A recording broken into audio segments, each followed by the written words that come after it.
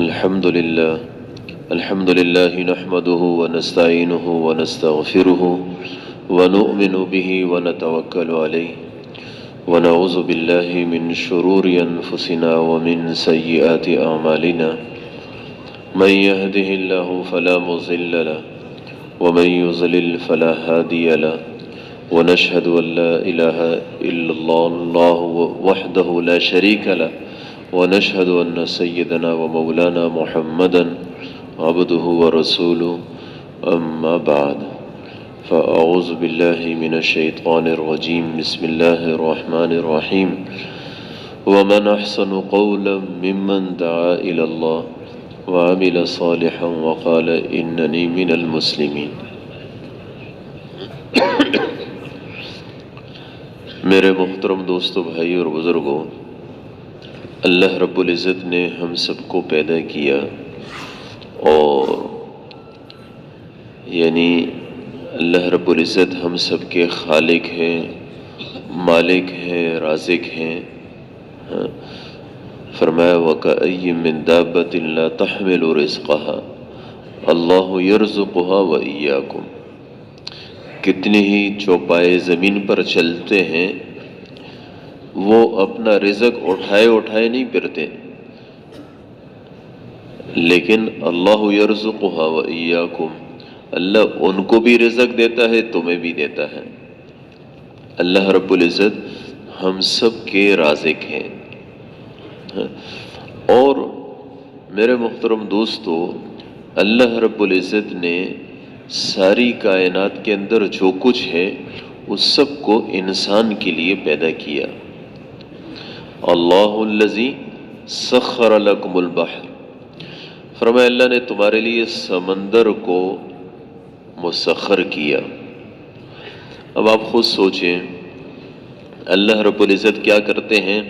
سمندر کے اندر سے بھاپ اٹھتی ہے نا، وہ بھاپ اوپر جاتی ہے، پھر اللہ رب العزت نے اوپر کی جو فضا ہے اس کو ٹھنڈا بنایا، تو وہ اوپر اٹھ کے جب ٹھنڈی ہو جاتی ہے، پھر اللہ رب العزت اس کو اڑاتے ہیں بادلوں کی صورت میں۔ پھر اس کے بعد اللہ رب العزت جہاں چاہتے ہیں ان بارشوں کے ذریعے سے بارش کو نازل کرتے ہیں۔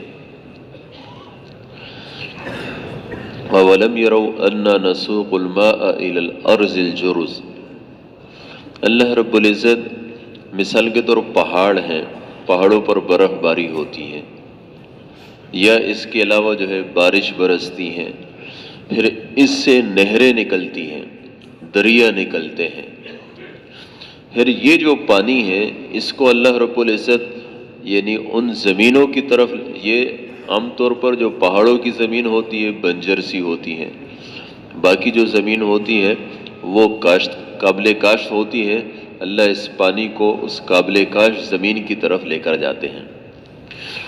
پھر اللہ رب العزت یعنی یہ مثال کے طور پانی ہے، اس پانی کو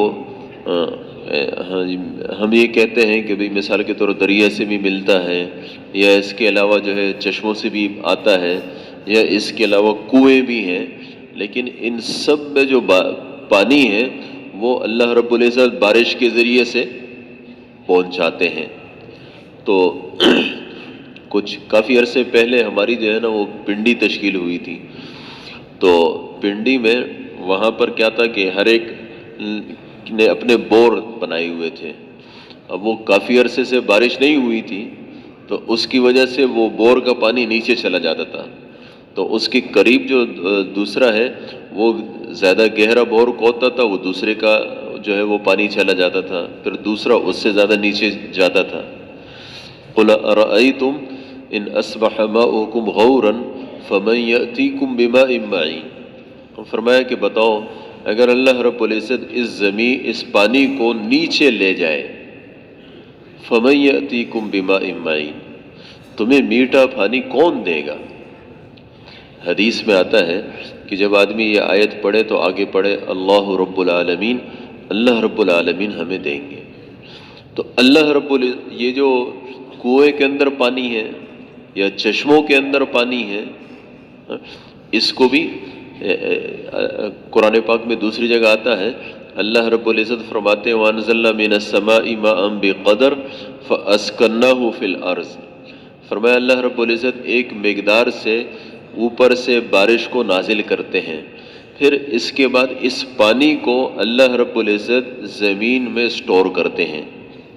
ایک ہماری ٹینکیاں ہیں، اگر سردی ہو تو اس میں پانی خوب ٹھنڈا ملتا ہے، اور اگر گرمی ہو تو خوب گرم ہوتا ہے۔ ایک اللہ کی ٹینکی ہے زمین، اگر سردی ہو تو زمین سے نکلنے والا پانی گرم ہوتا ہے، اور اگر گرمی ہو تو زمین سے نکلنے والا پانی وہ ٹھنڈا ہوتا ہے۔ اللہ رب العزت کی ذات ہے جو اللہ رب العزت، اب آپ خود سوچیں اس ایک سمندر سے انسان کو کیا کچھ مل رہا ہے۔ ہماری جو ہے وہ تنزانیہ میں زنجبار تشکیل ہوئی تھی، زنجبار ہے، پمبا ہے، یہ جزیرے ہیں، تو اس کے اندر جو رہنے والے ہیں یہ شام کے ٹائم جو ہے نکلتے ہیں اپنی کشتیوں کے اندر اور گہرے سمندر میں چلے جاتے ہیں، اور وہاں سے جو ہے وہ مچھلیوں کا شکار کرتا ہے، لحمن طریہ، تازہ گوشت اللہ رب العزت مچھلیوں کی صورت میں صبح جب ہوتی ہے تو صبح سب آ رہے ہوتے ہیں، ان کی کشتیاں بھری ہوئی ہوتی ہیں۔ اب اس سمندر کے اندر اللہ رب العزت انسان کے لیے، اللہ نے سمندر کو انسان کے لیے مسخر کیا، اسی سمندر سے انسان کیا کچھ فائدے اٹھا رہا ہے۔ اللہ کی ذات ہے، ہم سب اللہ کی مخلوق ہیں، اللہ رب العزت ہم سب کے خالق ہیں، اللہ رب العزت ہم سب کے لیے یہ سب کچھ دنیا میں پیدا کر رہے ہیں۔ جس دنیا میں ہم گھبراتے ہیں کہ پتہ نہیں یہ زمین چھوٹی نہ پڑ جائے، ہے نا، کبھی کہتے ہیں کہ پتہ نہیں آبادی بڑھ جائے گی تو پھر کیا ہوگا، ہے نا، کبھی کہتے ہیں کہ قابل کاشت زمین نہیں رہے گی، اللہ فرماتے ہیں أَلَمْ نَجْعَلِ الْأَرْضَ كِفَاتًا أَحْيَاءً وَأَمْوَاتًا، کیا اللہ نے زمین کو کافی نہیں بنایا؟ زندوں کے لیے بھی کافی بنایا، مردوں کے لیے بھی کافی بنایا۔ آدم علیہ السلام سے لے کر اب تک دنیا میں کتنے لوگ مرے، ان سب کو یہ زمین کافی ہو گئی، آگے جتنے ہیں ان کے لیے بھی کافی ہوگی۔ اللہ رب العزت ہمارے خالق ہیں، جیسے جیسے آبادی بڑھتی رہتی ہے اللہ رب العزت کی طرف سے سہولتیں بھی اور زیادہ ہوتی رہتی ہیں۔ اللہ ہمارے خالق ہے، اللہ رب العزت ہمارے مالک ہے، اللہ ہمارے رازق ہیں، رزق دیتے ہیں۔ ہم کہتے ہیں مہنگائی ہو گئی، لیکن اس کے باوجود کیا ہے بھئی سب کو مل رہا ہے۔ یہ جو ہمارے بوڑھے ہیں ان سے آپ پوچھیں کہ بھئی جب آپ بچپن میں تھے اس وقت رزق زیادہ تھا کہ اب زیادہ ہے؟ کپڑے اس وقت زیادہ تھے کہ اب زیادہ ہے؟ اس طریقے سے ساری چیزیں اللہ رب العزت، ان سب چیزوں کے لیے اللہ ہمارے لیے کافی ہے۔ اب اللہ رب العزت کیا چاہتے ہیں؟ اللہ رب العزت چاہتے ہیں کہ انسان ان چیزوں میں نہ پڑے بلکہ انسان میرا بندہ بن کر رہے۔ انبیاء کی جو تربیت ہوا کرتی تھی وہ اسی اعتبار سے ہوتی تھی، ظاہری نقشے جو ہے وہ ان کے خلاف۔ اب مثال کے طور جو ہے وہ موسیٰ علیہ السلام ہے، قوم کے ساتھ جا رہے ہیں، سامنے سمندر آ گیا، پیچھے سے فرعون کا لشکر آ گیا، اب آگے جاتے ہیں تو بھی موت ہے، پیچھے سے ویسی موت آ رہی ہے۔ انسان کی ظاہری عقل یہ کہتی ہے کہ ہم پکڑے گئے۔ یہی بات جو ہے موسیٰ علیہ السلام کی قوم نے کہی کہ اِنَّا لَمُدْرَكُونَ، ہم پکڑے گئے۔ تو موسیٰ علیہ السلام کی جو اللہ نے تربیت کی تھی وہ ظاہری نقشوں کے خلاف کی تھی۔ انہوں نے کہا قَالَ كَلَّا، ہرگز نہیں، اِنَّمَا يَا رَبِّي سَيَهْدِينِ، میرا رب میرے ساتھ ہے، مجھے راستہ دکھائے گا۔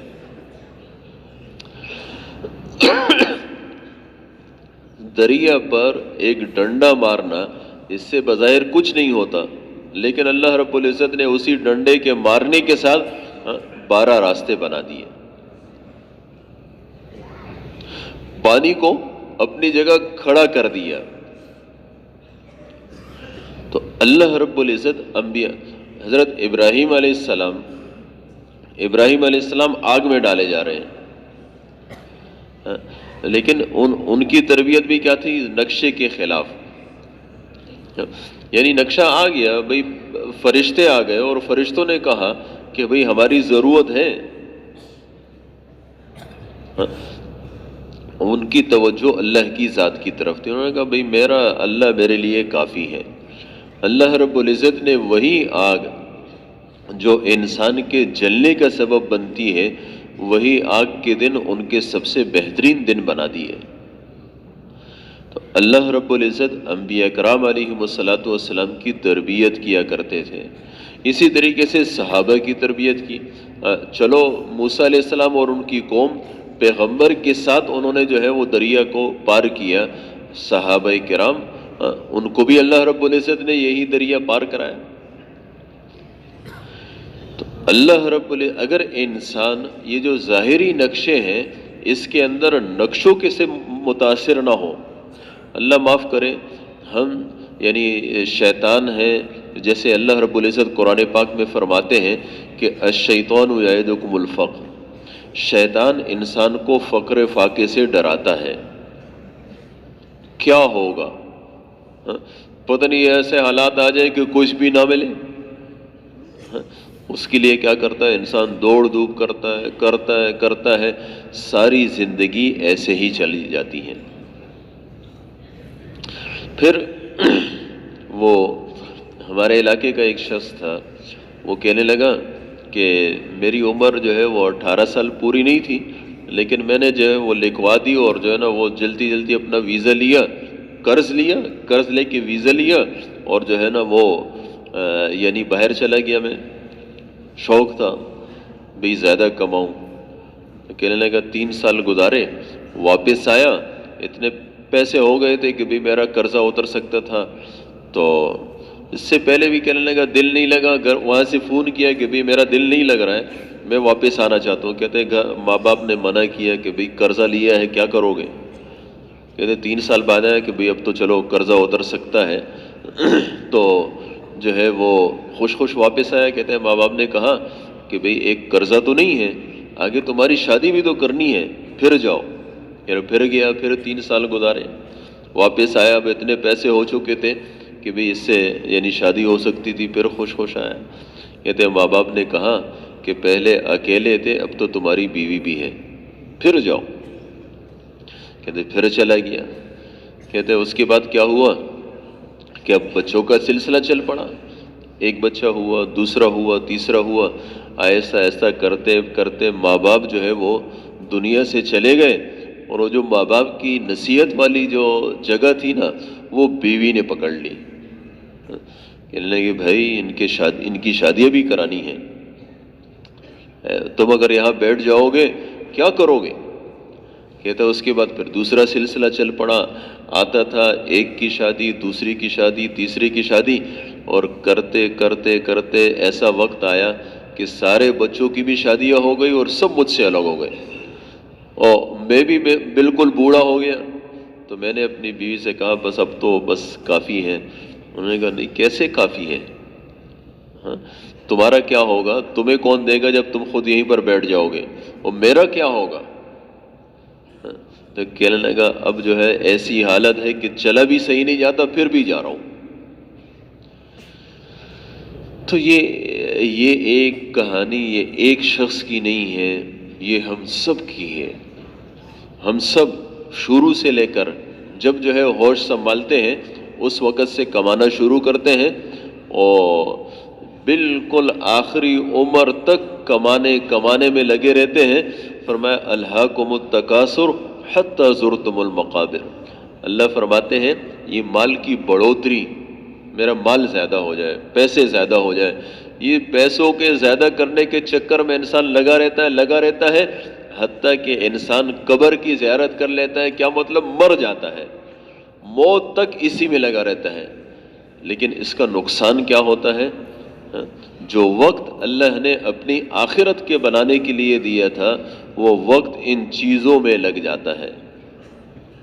دنیا اور دنیا کی ضرورتیں، اس سے انکار نہیں ہے، وہ بھی ٹھیک ہے، لیکن میرے محترم دوستو، بھائی اور بزرگوں، اس میں ایسے ڈوبنا کہ اس کی وجہ سے آخرت کی تیاری، یعنی اللہ فرماتے ہیں کہ اَيَحْسَبُ الْإِنسَانُ أَلَّن نَّجْمَعَ عِظَامًا، انسان گمان کرتا ہے کہ کیا اس کی ہڈی کو ہم جمع نہیں کریں گے؟ انسان کہتا ہے میں مر جاؤں گا، جب مر جاؤں گا میری ہڈیاں بھی ختم ہو جائے گی، اب پہ گوشت ختم، ہڈیاں ختم، اب اس ہڈیوں کو پھر کیسے جمع کیا جائے گا؟ اللہ نے یہ نہیں فرمایا کہ بھی میں اس بات پر قادر ہوں کہ میں تمہاری ہڈیوں کو جمع کروں. اللہ نے یہ جواب نہیں دیا. کیا جواب دیا؟ فرمایا بلا قادرین علی ان نسوی بنانا.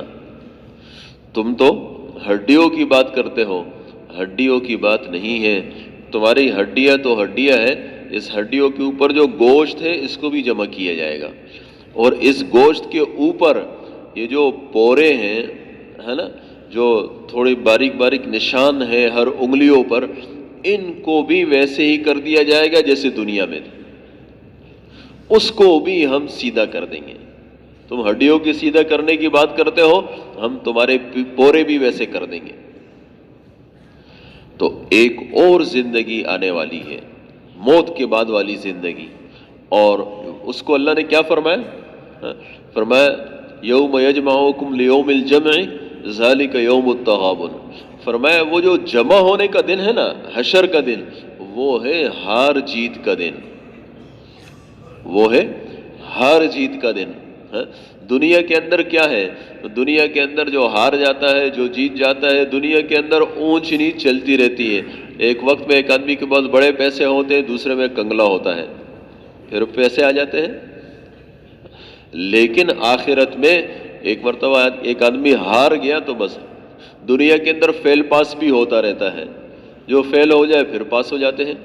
لیکن آخرت کا فیل وہ ہمیشہ کا فیل ہے، اور آخرت کا پاس ہمیشہ کا پاس ہے.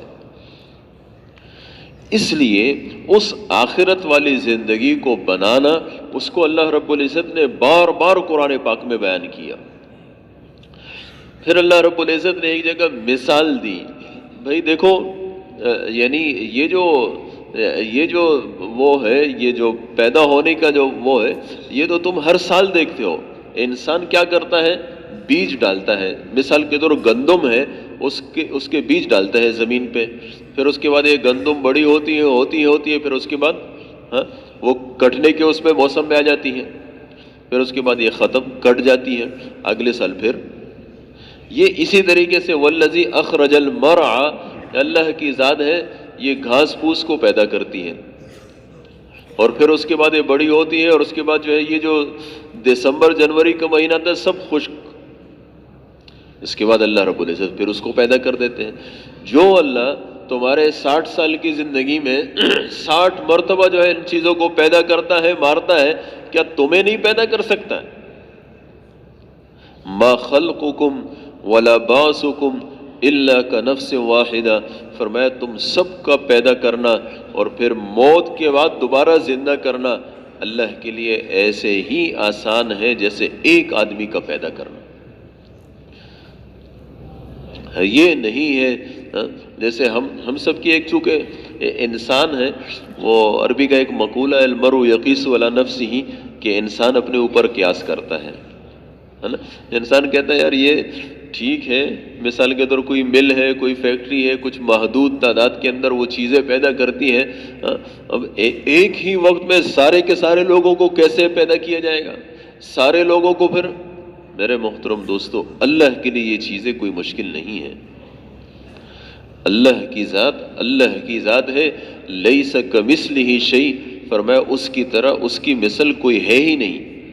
دنیا کے اندر ہر چیز کی مثال بیان کی جا سکتی ہے، لیکن اللہ کی کوئی مثال نہیں. اس اللہ نے ہم سب کو زندگی دی، اور اس بات کے لیے دی کہ بھئی اپنی آخرت کو بناؤ. پھر اللہ نے ہم سب میں سے کس کو کتنی زندگی دی یہ بھی پتہ نہیں ہے نا. یہ بھی نہیں ہے کہ مثال کے طور پر باپ کے اگر 70 سال دے ہے تو بیٹا بھی 70 سال گزارے گا. بیٹا باپ سے پہلے چل پڑتا ہے، حتیٰ کہ جو ہے وہ دادا پوتوں کی موتوں کو خود دیکھ لیتے ہیں.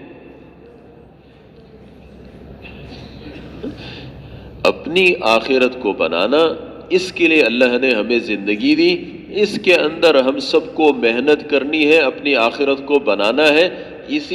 اسی دوران یہ جو دنیا کے تقاضے ہیں، دنیا کی چیزیں ہیں، یہ ہمارے ساتھ لگی رہے گی اسی وقت میں. ایسے بھی وقت نہیں ہوگا. شیطان ہمیں کہتا ہے کہ یار تم کماؤ کماؤ کماؤ، اتنا کما لو گے پھر تمہیں اور کمانے کی ضرورت نہیں پڑے گی، اس کے بعد تم نے تبلیغ کا کام کرنا ہے، اس کے بعد تمہیں آخرت بنانی ہے. تو ایسا وقت کبھی نہیں آئے گا کہ ہم جو ہے وہ بالکل فارغ ہو جائیں. یہ جو زندگی ہے شروع سے لے کر آخر تک جو ہم نے گزاری ہے اور جس میں ہم سے غفلت ہوئی، اپنی آخرت کو نہیں بنایا، تو میرے محترم دوستو اس پر تو ہمیں توبہ کرنی چاہیے. آگے باقی یہ ہے کہ یہ جو اللہ نے قرآن پاک میں ایک جگہ فرمایا ان اللہ اشترى من المؤمنین انفسهم واموالهم بان لهم الجنہ. فرمایا اللہ نے مومن کے جان اور مال کو جنت کے بدلے میں خرید لیا ہے. جہاں سودا ہوتا ہے نا، خرید و فروخت ہوتی ہے، وہاں 4 چیزیں ہوتی ہیں. 4 چیزیں. ایک ہوتا ہے بائع، فروخت کرنے والا، اور ایک کو کہتے ہیں مشتری، خریدنے والا، اور ایک کو کہتے ہیں مبیع، جس کی خرید و فروخت کی جاتی ہے، اور چوتھی چیز اس کو ثمن کہتے ہیں جو قیمت لگتی ہے. اب یہاں جو سودا ہو رہا ہے وہ کس کے درمیان ہو رہا ہے؟ اللہ اور بندے کے درمیان ہو رہا ہے.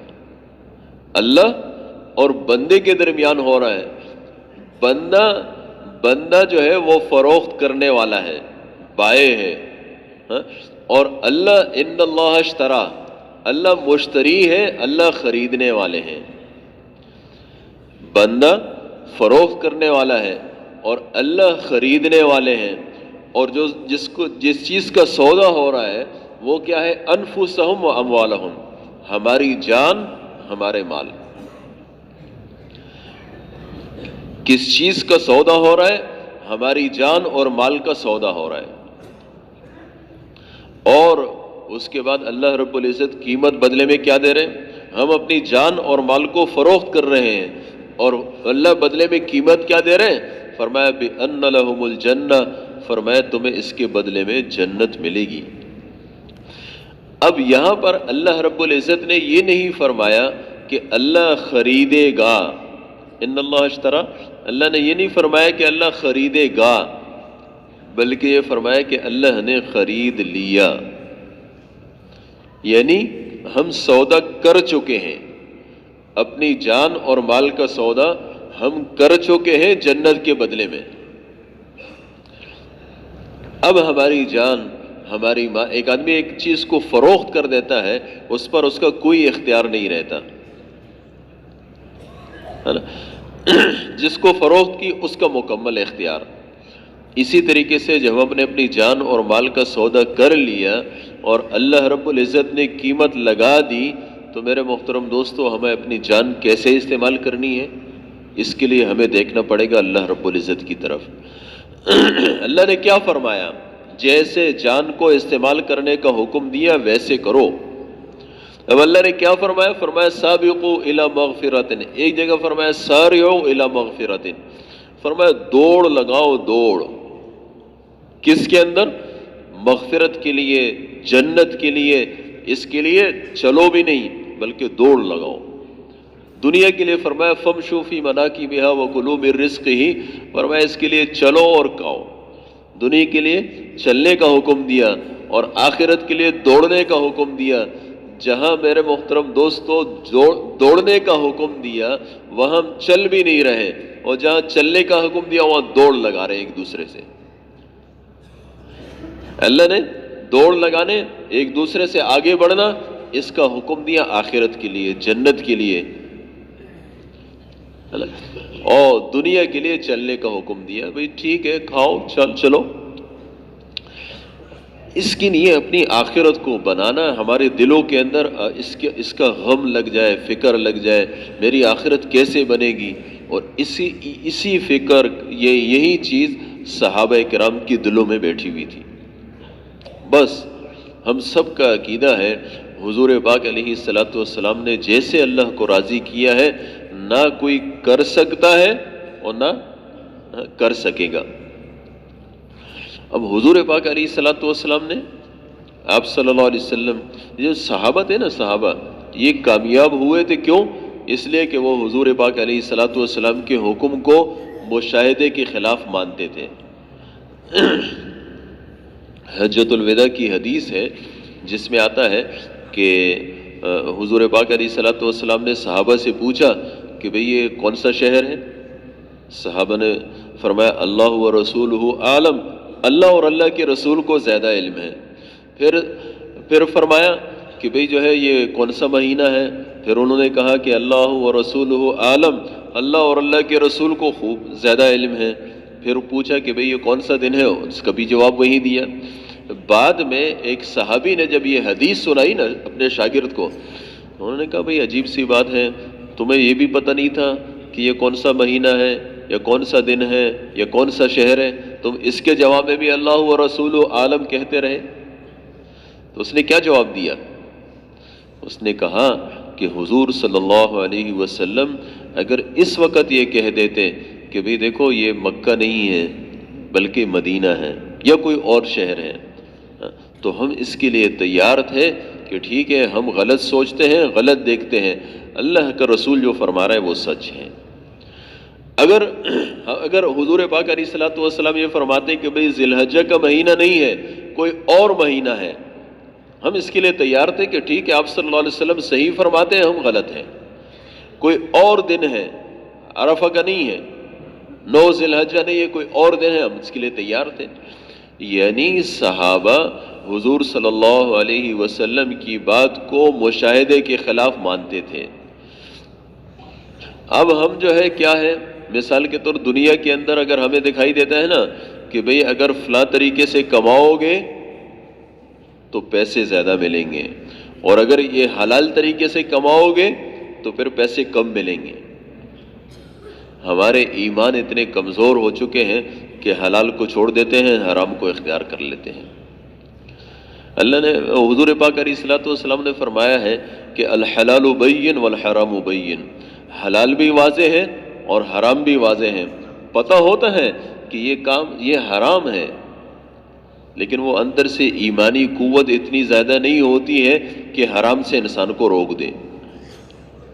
زیادہ پیسے دکھائی دیتے ہیں، ذہن میں یہ آتا ہے کہ بھئی پیسے سے میری زندگی بنے گی، اور جب زیادہ پیسے ہوں گے تو اور زیادہ سہولت سے زندگی گزرے گی۔ یہ ہے دھوکہ۔ وما هذه الحیات الدنیا الا لہو ولعب، فرمایا دنیا کی زندگی تو کھیل کود ہے۔ ایک جگہ فرمایا مل حیات الدنیا الا متاع الغرور، فرمایا دنیا کی زندگی تو دھوکے کا سامان ہے، دھوکہ ہے۔ انسان کو نظر آتا ہے کہ زیادہ ہوگا تو اچھی زندگی گزرے گی، لیکن جن کے پاس زیادہ ہے وہ بھی اس سے پریشان ہیں۔ بہت سارے ایسے لوگ ہیں، وہ بھائی عبداللطیف صاحب اکثر کہتے تھے کہ بھئی کوئی پیسوں کے لیے پریشان اور کوئی پیسے سے پریشان، پیسہ زیادہ ہو گیا اس کی وجہ سے مصیبت پڑ گئی ہے، کوئی پیسے کے لیے پریشان ہے کہ پیسہ نہیں ہے، کوئی بیٹے کے لیے، اولاد کے لیے پریشان، کوئی اولاد سے پریشان، کسی کی اولاد نہیں ہے وہ اس میں لگا ہوا ہے کہ بھئی کیسے اولاد ہوگی، اور کسی کی اولاد ہے وہ وہی اولاد اس کے لیے وبال جان ہے۔ کوئی بیوی کے لیے پریشان اور کوئی بیوی سے پریشان۔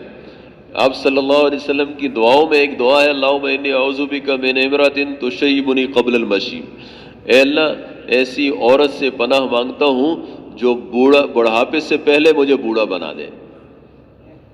تو کوئی عورت کے لیے پریشان کہ بھئی شادی کیسے ہوگی، کوئی شادی سے پریشان کہ یہ کیا مصیبت آ گئی ہے۔ تو اصل یہ چیزیں نہیں ہیں، اصل آخرت ہے اور آخرت کی تیاری ہے۔ یہ جو تبلیغ کی محنت ہو رہی ہے یہ اسی بات کی ہو رہی ہے کہ بھئی اپنی آخرت کو بناؤ۔ اس کے لیے ایسے نہیں ہے کہ ہمیں جو ہے سب کچھ چھوڑنا پڑے گا۔ اپنی جو دنیا کی زندگی ہے اس کو بھی، یعنی جس چیز کے اندر ہم لگے ہوئے ہیں، جن شعبوں کے اندر ہم لگے ہوئے ہیں، چاہے ہم تجارت کرتے ہیں، چاہے ہم ملازمت کرتے ہیں، چاہے ہم کاشتکاری کرتے ہیں، چاہے جو بھی کرتے ہیں، اس میں اللہ کے حکم کو، حضور پاک علیہ الصلوۃ والسلام کے طریقوں کو زندہ کرنا۔ اور جہاں پر ہمیں جو ہے اسلام روک دے وہاں پر ایک ایسی بریک لگے کہ ایک قدم بھی آگے نہ جائے۔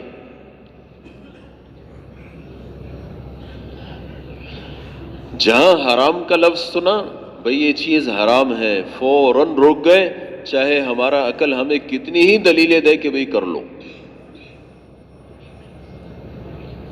یہ انسان بقدر ایمان دین پر چلا کرتا ہے۔ یہ تبلیغ کی محنت میں بار بار ایمان اور ایمان کو بنانا، اس کے لیے محنت کرنا، یہ کیوں کہا جاتا ہے؟ اس لیے کہ جب یہاں سے وہ یقین کمزور ہوگا نا تو پھر کہیں پر بھی یہ روک نہیں سکے گا۔ وہ گاڑی جس کے بریک فیل ہو یا کمزور ہو وہ ایکسیڈنٹ کر لیتی ہے۔ اسی طریقے سے جب انسان کی ایمانی قوت کمزور ہوتی ہے تو یہ بہت سارے حرام چیزوں میں پڑ جاتا ہے۔ اور اس کے لیے یعنی ایک بہت اہم چیز کیا ہے؟ وہ نماز ہے، نماز کو بنانا، نماز کو بنا کے پڑھنا۔ یعنی ہمیں نماز کا وقت آیا، ہم نے وضو کیا اور چل نہیں میرے محترم دوستو، بھئی یہ نماز تو ایسی ہے کہ اس المصلی یناجی ربہ، انسان نمازی اللہ سے باتیں کرتا ہے۔ یہ کیسی باتیں ہیں جس میں ہمارا ذہن اللہ کی طرف نہیں۔ دنیا کے اندر کوئی باتوں کی ایسی مثال نہیں ہے کہ ایک آدمی بات جس سے کر رہا ہو اس کا ذہن کہیں اور ہو۔ جس سے باتیں کرتا ہے ذہن بھی وہی ہوتا ہے۔ ایک نماز ایسی ہے کہ ہم اپنے رب سے باتیں کرتے ہیں اور ہمارا ذہن رب کی طرف نہیں لگا ہوتا۔ آپ صلی اللہ علیہ وسلم فرماتے ہیں ان تعبد اللہ کانک تراہ، فرمایا اللہ کی عبادت ایسے کرو جیسے اللہ کو تم دیکھ رہے ہو۔ اب ہم سوچیں کہ بھئی ہماری نمازیں کیسی ہیں، اس پر محنت کی ضرورت ہے، ان نمازوں پر محنت کی ضرورت ہے۔ جتنی ہماری نمازیں بنتی چلی جائے گی، فرمایا ان الصلاۃ تنہی عن الفحشاء والمنکر، یہ نماز انسان کو بے حیائی اور بری باتوں سے روکتی ہے۔ یہ نماز ایک زبردست قسم کی بریک ہے، جس کی نماز مضبوط ہے یہ سارے گناہوں سے بچ جائے گا، اللہ نے فرمایا ہے۔ اس لیے اپنی نمازوں کو بنانا، اس پر محنت کرنا۔ اللہ معاف کرے، کیا ہوتا ہے یہاں نماز پڑھتے ہیں، کہیں تو پتہ نہیں کیا کچھ سوچ رہے ہوتے ہیں، اور کہیں کیا ہوتا ہے شیطان کے اندر جلدی جلدی پڑھ، وہ فلاں کام بھی کرنا ہے نا۔ نماز جلدی پڑھو اور دوسرے کام آرام سے کرو۔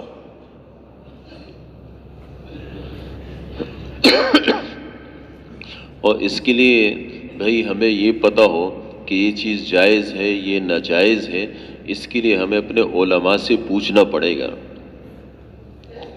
ہے نا۔ علماء کے پاس جانا، اس سے پوچھنا۔ قرآن ایک فتاوی شامی میں لکھا ہے، کہتے ہیں دنیا میں کوئی آدمی ایسا نہیں ہے جو آدمی اپنے بارے میں دعویٰ کر سکے کہ میرے ساتھ اللہ کا ارادہ کس چیز کا ہے، بھلائی کا ہے، خیر کا ہے یا شر کا ہے۔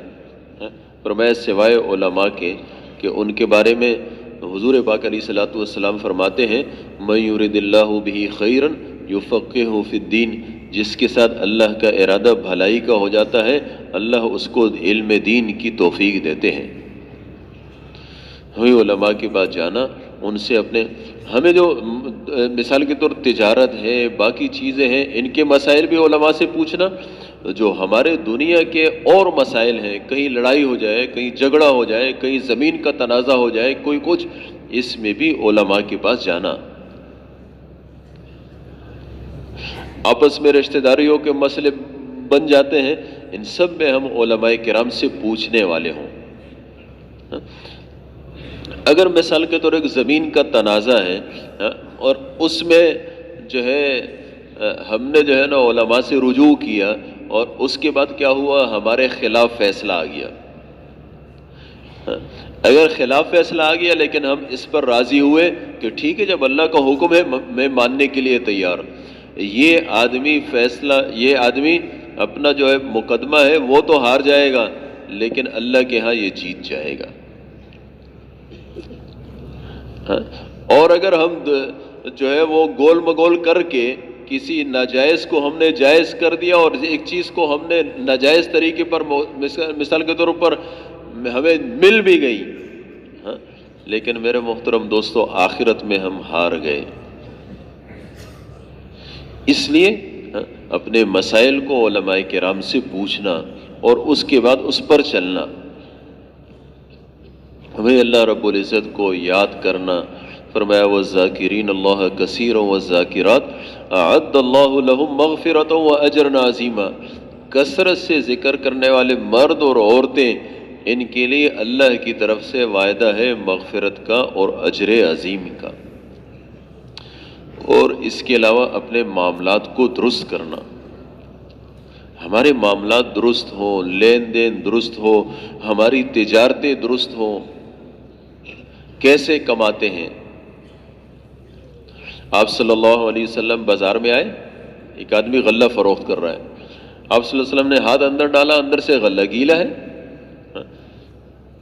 تو فرمایا کہ یہ کیا کیا؟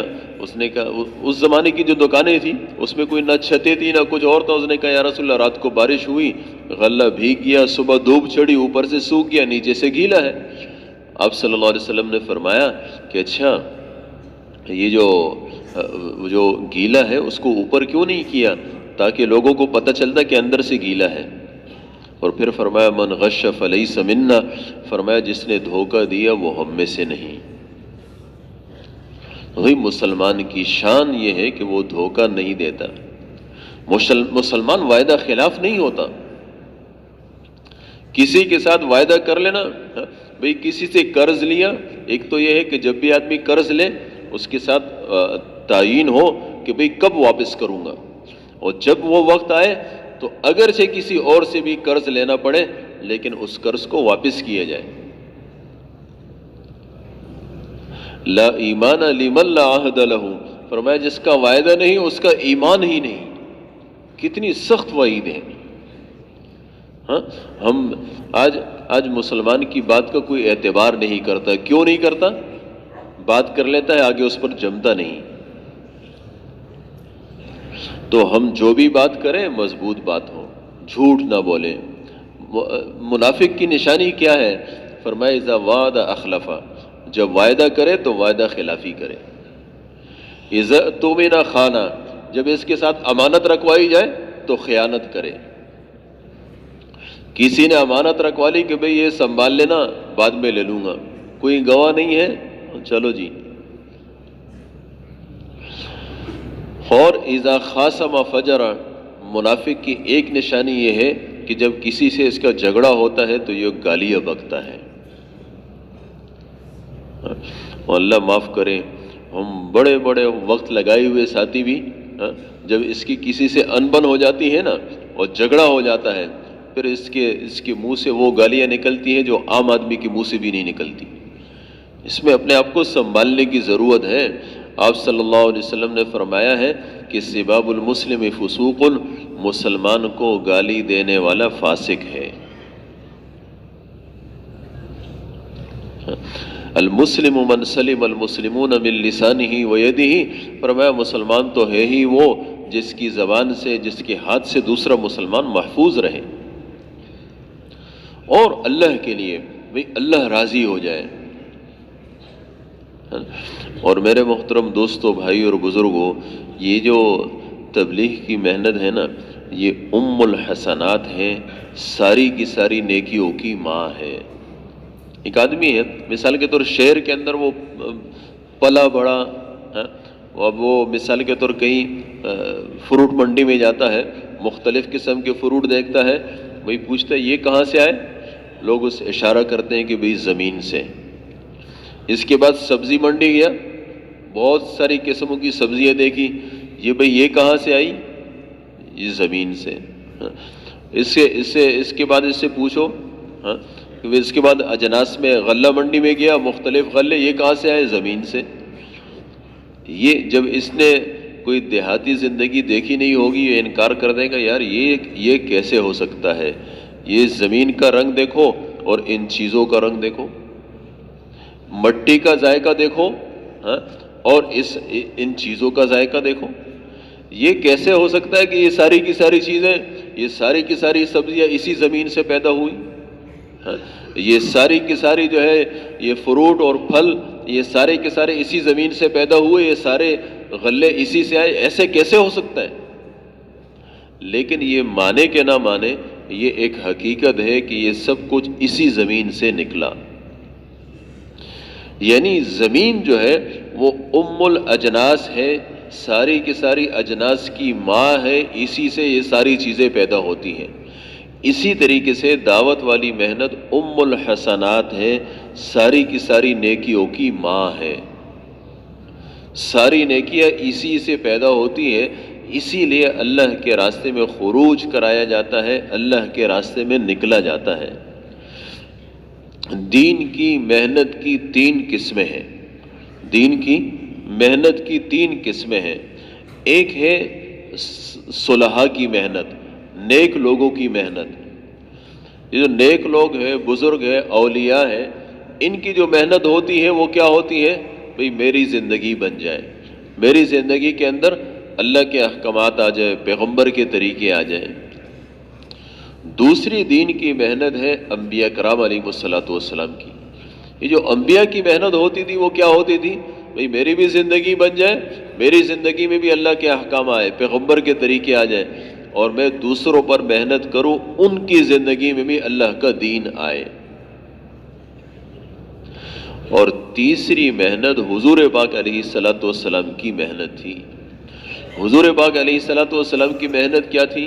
میری زندگی میں بھی دین آئے، ہاں، اور میری آخرت بھی بنے، اور میں ایسی محنت کروں کہ دوسرے لوگوں کی بھی آخرت بنے، اور پھر ان دوسرے لوگوں پر اس ترتیب سے محنت کرنا کہ یہ آگے اوروں پر محنت کرے۔ آپ صلی اللہ علیہ وسلم کی جو محنت تھی نا، اسی لیے حاجی صاحب فرمایا کرتے تھے، حاجی عبدالوہاب صاحب، کہ بھئی تبلیغ کی روح تعدیہ ہے، تعدیہ اسی کو کہتے ہیں، ایک کو دوسرے سے لگانا۔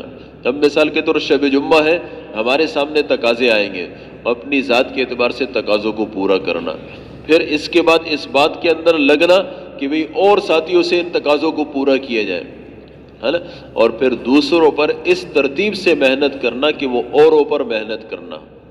یعنی ہمارا شب جمعہ ایسے نہ ہو کہ بس ہم نے جو ہے نا وہ بیان سن لیا اور جی ختم، بیان سن لیا، مطالبے میں بیٹھ گئے، ختم۔ نہیں میرے محترم دوستو، جو ہمارا انفرادی وقت ہے وہ ہے ہی اسی بات کے لیے کہ ہم انہی تقاضوں پر اور ساتھیوں کو تیار کریں، ہے نا، پھر علاقوں میں جائیں تو اس میں بھی تیار کریں۔ یعنی ہر شخص پر ایسی محنت کرنا کہ یہ آگے اوروں پر محنت کرنے والا بنے۔ آپ صلی اللہ علیہ وسلم کی دعوت کو اللہ نے کیا بیان کیا؟ فرمایا یا ایھا النبی انا ارسلناک شاہدا ومبشرا ونذیرا وداعیا الی اللہ باذنہ وسراجا منیرا۔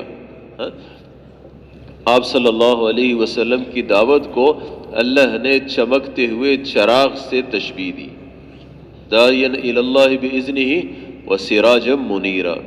اور یہ جو چراغ ہے نا، اس کی روشنی ایک جگہ مستقل ہوتی ہے، اور پھر منیرہ کا مطلب یہ ہے کہ ایک ایسا چراغ ہے جو صرف خود نہیں جلتا اور خود منور نہیں بلکہ اور چراغوں کو منور کرنے والا۔ اور یہ ایک چراغ تھا جس سے 1,24,000 چراغ جلے۔ ایک آپ صلی اللہ علیہ وسلم کی ذات تھی، آپ نے ایسی محنت کی، حجۃ الوداع میں آنے والے 1,24,000 تھے، اس کے علاوہ جو مسلمان بن گئے تھے صحابہ تھے لیکن اس وقت موجود نہیں تھے، واللہ علم کتنے تھے۔ پھر ان سب پر آپ صلی اللہ علیہ وسلم کی محنت اس ترتیب سے ہوئی تھی کہ ان کے دلوں میں وہ فکر ہو گئی تھی کہ بھی سارے عالم میں دین کیسے آئے گا۔ پھر اس کے لیے حضور پاک علیہ الصلوۃ والسلام کے بعد یہ جو صحابہ ہیں وہ نکلے ہیں اور سارے کے سارے عالم میں پھیلے ہیں، اور جہاں بھی گئے وہاں ایسے نہیں ہے کہ بس وہ انہوں نے اپنی زندگی گزاری، نہیں۔ ہم لوگ جو ہے نا وہاں گئے تھے، یہ تنزانیہ میں ایک جزیرہ ہے جس کو پمبا کہتے ہیں، تو اس کو مولانا عمر پالنپوری صاحب رحمۃ اللہ علیہ وہ جزیرۃ الصحابہ کہا کرتے تھے، کہ صحابہ جب حبشہ کی ہجرت کر رہے تھے تو وہ چونکہ سمندر میں طغیانی تھی، تو ایک کشتی ان کی جو ہے وہ آئی اور جو ہے یہ یعنی طغیانی کی وجہ سے یہاں پر لگی اس جزیرے پر۔ اب جب یہاں یہ اترے ہیں تو 2 مہینے گزارے، اور 2 مہینے کے اندر انہوں نے ایسی محنت کی کہ 2 مہینے میں 200 آدمیوں کو مسلمان کیا۔ اور پھر یہ تو طغیانی ختم ہوئی، وہ حبشہ واپس چلے گئے، لیکن یہ جو 200 تھے نا، ان کے دلوں میں بھی ایسی فکر کی تھی کہ یعنی یہ 200 یہ جو تنزانیہ کا ساحل ہے دارالسلام وغیرہ، یہاں گئے، یہاں لوگوں پر محنت کی، پھر یہ یعنی ایک وفد کی صورت میں حضور پاک علیہ الصلوۃ والسلام سے ملنے گئے۔ اس سے پہلے حضور صلی اللہ علیہ وسلم کا انتقال ہو گیا تھا، لیکن جو صحابہ تھے نا وہ ایسی محنت کرتے تھے۔ یہ ایک سیرت کی کتاب میں لکھا ہے کہ بھئی آپ صلی اللہ علیہ وسلم کی زندگی میں کتنے وفد یعنی کتنی جماعتیں آئی ہیں دین کے سیکھنے کے لیے مدینہ، تو اس میں مختلف روایتیں ہیں۔ کسی کے اندر یعنی 30-35 سے لے کر 105 تک وفود کی تعداد ہے کہ یہ لوگ جو ہے وہ اللہ کا دین سیکھنے کے لیے مدینہ میں آئے۔ تو صحابہ جہاں جاتے تھے ان کے اندر دین کو پھیلاتے تھے، پھر مدینہ کی طرف متوجہ کرتے تھے کہ جاؤ اور دین سیکھو، یعنی ان کو نقل و حرکت پہ ڈالتے تھے۔ اور جب تک مسلمانوں کے اندر نقل و حرکت رہی، اپنے دین کے لیے وہ نکلتے رہے، اللہ کا دین بھی پھیلتا رہا، ان کی زندگیوں میں بھی دین آتا رہا۔ اور جب مسلمان کا اللہ کے راستے میں نکلنا ختم ہوا، یعنی غیر تو غیر تھے، مسلمان کی اپنی زندگی میں بھی دین نہیں رہا۔ اس لیے یہ تبلیغ کی محنت میں دوبارہ یہ محنت کی جاتی ہے کہ بھئی دوبارہ ہم سب اللہ کے راستے میں نکلے، ہماری اپنی زندگیوں میں دین آئے۔ مسلمان کی زندگی میں دین آئے گا، مسلمان کے معاملات صحیح ہوں گے، مسلمان کی معاشرت صحیح ہوگی، مسلمان کی زندگی درست ہوگی، تو اس کو دیکھتے ہی کفار اسلام میں داخل ہوں گے۔ سب سے بڑی رکاوٹ کیا ہے؟ مسلمان کی اپنی زندگی ہے، مسلمان کی زندگی میں دین نہیں رہا۔ اس کے لیے بھائی جن ساتھیوں کے اب تک 4 ماہ نہیں لگے، بھائی اللہ ہم سے بڑی غفلت ہوئی، اب مزید غفلت نہ ہو، ہم نقد 4 ماہ کے لیے نکلے۔ اور شیطان کا ایک دھوکہ ہے، شیطان ہمیں یہ کہتا ہے کہ ٹھیک ہے چلے جاؤ گے، بعد میں چلے جاؤ گے، بھائی تبلیغ کا کام تو پوری زندگی کا ہے، بھائی پوری زندگی کا ہے، لیکن یہ پوری زندگی شروع ہو گئی ہے، ایسے تو نہیں ہے کہ ختم۔ اس لیے میرے محترم دوستو، بھائی اور بزرگوں، جس نے اب تک جو سستی ہوئی، اب ہم نقد نکلے اللہ کے راستے میں 4 ماہ کے لیے۔ جن کا سالانہ چلنا ہے وہ بھی ہمت کر لیں، تو بھئی جو نقد تیار ہیں سالانہ چلنے کے لیے اور یا 4 مہینے کے لیے، یہ تو اپنی جگہ پر کھڑے ہوں، اس کے علاوہ کوئی بھی کھڑا نہ ہو جی۔ اللہ آپ حضرات کو جزائے خیر عطا فرمائے، ہمت فرمائے جی، 3 چلے اور چلے کے لیے جی۔